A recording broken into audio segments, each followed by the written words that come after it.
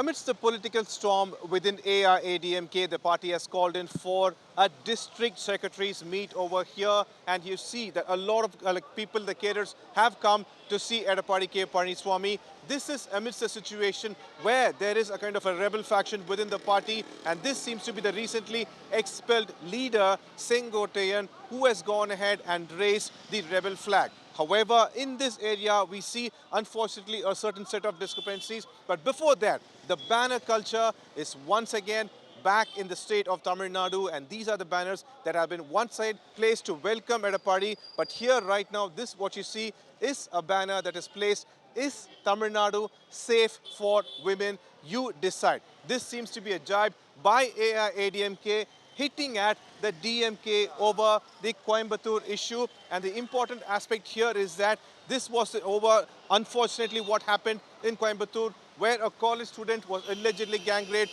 by 3 men who have been shot and captured now. But another thing we want to highlight right now is that whether such banners are legal, because on this road, this seems to be the platform which is completely covered by this banner.